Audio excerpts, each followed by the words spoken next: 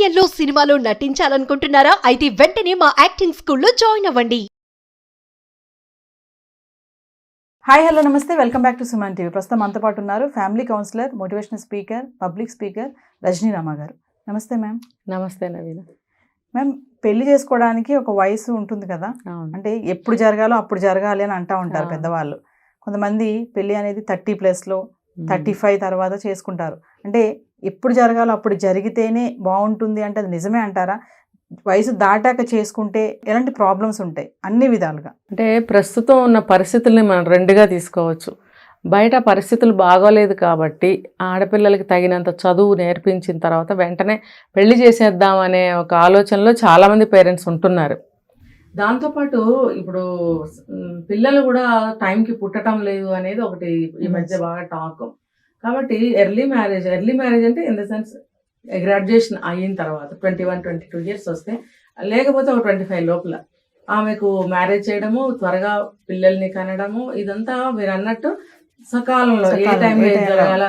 దానివల్ల ఏమవుతుందంటే పిల్లల మైండ్ సెట్ కూడా ఒక పెద్దవాళ్ళు చెప్తే వినాలి అనే మైండ్ సెట్లో ఉంటారు.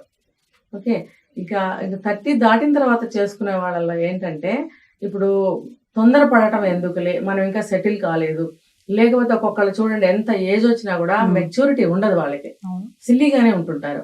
ఇంకొకటి ఏంటంటే వాళ్ళకి ఏ విషయాన్ని సీరియస్గా తీసుకుని ఆలోచించాలి, ఇప్పుడు ఏది మనకి ఇంపార్టెంట్, ఎలా మనం ముందుకెళ్ళాలి, ఈ ఆలోచనలు సరిగ్గా ఉండవు కొంతమందికి. ప్రతిదాన్ని ఈజీగా తీసుకోవచ్చు, ప్రతిదాన్ని సిల్లీగా తీసుకోవచ్చు, సీరియస్గా తీసుకోకపోవచ్చు.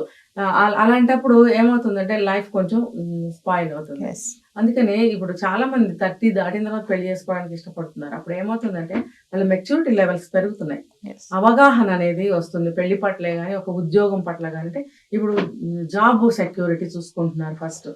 ఇప్పుడు ఏ జాబు లేకుండా మనకి ఎర్నింగ్స్ సరిగ్గా లేనప్పుడు మ్యారేజ్ చేసుకుంటే మనం ఎలా అచీవ్ అవ్వగలం? నెక్స్ట్ పిల్లలు పుడుతూ ఉంటారు, వాళ్ళకి ఖర్చులకి మనీ కావాలి. నౌడేస్ ఎడ్యుకేషన్ అనేది చాలా ఎక్స్పెన్సివ్ అయిపోయింది.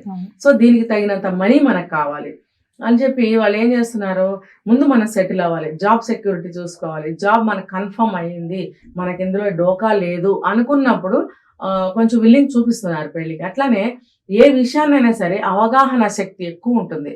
అంటే ఆ విషయం పట్ల వాళ్ళు బాగా ఆలోచించగలుగుతున్నారు, అర్థం చేసుకోగలుగుతున్నారు, దానికి తగ్గ నిర్ణయాలు తీసుకోగలిగే కెపాసిటీ వస్తుంది వాళ్ళకి. ఇప్పుడు చూడండి, ఒక 20sలో ఉన్న తెలివి కంటే 30sలో ఉన్న తెలివి 10 ఏళ్ళు డిఫరెన్స్లో వాళ్ళు కొంచెం పెద్ద మనిషి తరహాగా ఆలోచిస్తారు.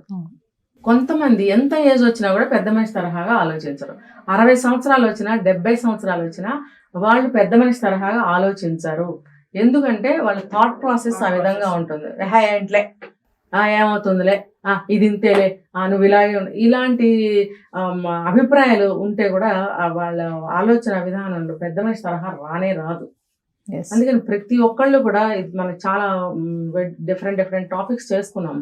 ఒకటి ఇండివిజువాలిటీ అనేది అవసరమా కాదా?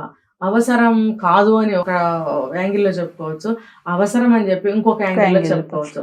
అవసరం అనేది ఎప్పుడు ఉపయోగపడుతుందంటే ఈ 30లో మ్యారేజ్ చేసుకున్నప్పుడు 30 ఇయర్స్ వరకు, అంటే 20 to 30 10 ఇయర్స్ కూడా తను ఒక ఆలోచనను ఉపయోగించి ఎటువంటి నిర్ణయాలు తీసుకోవాలి లైఫ్కి సంబంధించినవి, నా లైఫ్ని ఎలా డిజైన్ చేసుకోవాలి, నేను ఎలా నడుచుకోవాలి అనే ఆలోచనలు ఈ 10 సంవత్సరాల్లో బాగా చేసుకోగలుగుతారు. వస్తాయి కూడా ఆలోచనలు.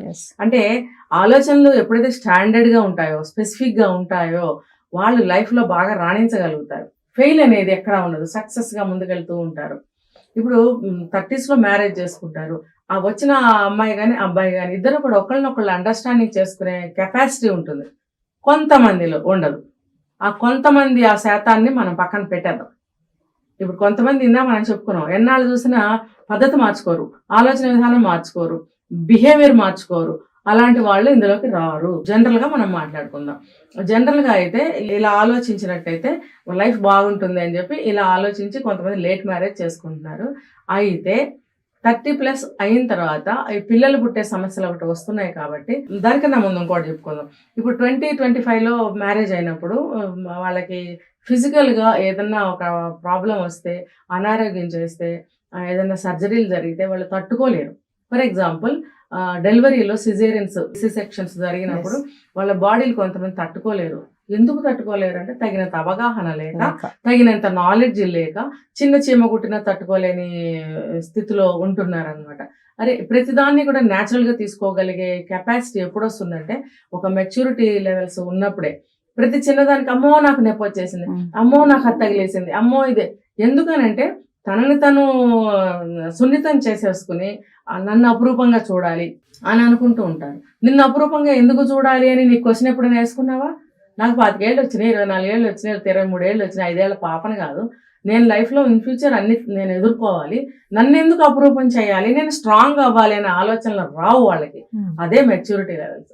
అదే కానీ 30లో వాళ్ళకి వస్తాయి ఆలోచనలు. అరే నాకు 30 years వచ్చినాయి, నేను తట్టుకోవాలి, నేను ఎదుర్కోవాలి, నా లైఫ్ని నేను ధైర్యంగా ముందుకు తీసుకెళ్ళాలి అనే ఆలోచనలు ఈ వయసులో వస్తాయి. ఈ వయసు కాదు, ఇన్ బిట్వీన్ 20 నుంచి 30 లోపల ఆ పెద్ద అవకాశం వాళ్ళకి. ప్రతి ఒక్క విషయాన్ని కూడా ఆలోచించుకోవడానికి, అనలైజ్ చేసుకోవడానికి, ఎక్స్పీరియన్స్ చేయడానికి వాళ్ళకి ఆ 10 years అనేది చాలా పెద్ద అవకాశం అని నేను చెప్తాను. అలాంటప్పుడు వీళ్ళు సిజేరియన్స్ కానీ అలాంటివి అయితే కనుక ఆ నొప్పిని కానీ దాన్ని తట్టుకునే శక్తి వాళ్ళ బాడీ సంతరించుకుని ఉంటుంది అనమాట. అంటే కొంచెం స్ట్రాంగ్ అవుతుంది బాడీ. అదే ఇంకొక యాంగిల్లో కూడా చెప్పుకోవచ్చు. ఈ 30sలో మ్యారేజ్ చేసుకున్నప్పుడు నష్టాలు ఏంటయ్యా అంటే ఈ కొంచెం పిల్లలు పుట్టే అవకాశాలు తగ్గుతాయి అని చెప్తారు మనకి. కానీ అందరి విషయంలో కూడా అది అవ్వదు. కొంతమంది విషయంలో అది పిల్లలు పుట్టకుండా ఉంటే ఎంత బాధాకరమైన విషయమో అది కూడా వీళ్ళు ఎక్స్పీరియన్స్ అంటే మనం ఇమాజిన్ చేసుకోవాలి. ఇప్పుడు పిల్లలతోనే జీవితం ఎంతో మంది అంటుండగా మనం వింటూ ఉంటాం. దాని సారాంశం ఏంటి అని ఆలోచించుకున్నట్టయితే కనుక 30 దాటిన తర్వాత కూడా మ్యారేజ్ చేసుకుంటే కనుక వాళ్ళు ఏం చేయాలంటే Day 1 నుంచి వాళ్ళ పిల్లలకి ప్లాన్ చేసుకోవాల్సిందే. ఎందుకు అనంటే మీరు అన్ని అర్థం చేసుకుని 30 వరకు ఆగారు పెళ్లి చేసుకోవడానికి. అక్కడి నుంచి మీరు లైఫ్ని చాలా ఫాస్ట్గా మీరు ముందుకు తీసుకెళ్ళకపోతే పిల్లలు పుట్టే ఛాన్స్ మీకు ఈ రోజుల్లో ఉన్న ఆరోగ్య పరిస్థితులు కానీ, ఫుడ్ కానీ, ఏదైనా కానీ అది అంత అనుకూలంగా లేనప్పుడు ఏం చేయాలి? మనం 30 years లైఫ్ని ఇవన్నీ ఆలోచించుకుంటూ జాబ్ సెక్యూరిటీ చూసుకున్నాం, అన్నీ చూసుకున్నాం, రెస్పాన్సిబిలిటీస్ ఉంటే అవి తీర్చుకున్నాము, ఇంక ఇప్పుడు పెళ్లి చేసుకున్నాము, లైఫ్ ఇమీడియట్గా స్టార్ట్ చేయాలి అనేటువంటి ఒక అవేర్నెస్ వాళ్ళల్లో ఉంటే కనుక Day 1లోనే పిల్లలకి ప్లాన్ చేసుకోవాలి. మేము ఎంజాయ్ చేయొద్దా? ఏం ఎంజాయ్ చేస్తారు? భార్యాభర్తలు బ్రతుకున్నంత వరకు, జీవితం చివరి వరకు కలిసి ఉండేదే, ఆ సెక్స్ అనేది అనుభవించేదే వాళ్ళ ఓపిక ఉన్నంత వరకు. అందులో ఎవరు కూడా నీకు ఓపిక అయిపోయింది, నీకు ఇంకా ఓపిక పెరిగిందని ఎవడు అనడు. అది మీ ఇద్దరికి తెలుసు. తెలిసినప్పుడు మీకు ఎక్కడ ఎంజాయ్మెంట్ తక్కువ అవుతుంది, మీకు ఎక్కడ లోటు జరిగిపోతుంది, ఎక్కడ మీకు ఆ ఎంజాయ్మెంట్ తక్కువ అవుతుంది అంటే 30 ఏళ్ల వరకు మీరు ఎన్నో ఆలోచించుకున్న వాళ్ళు ఇది ఆలోచించరా?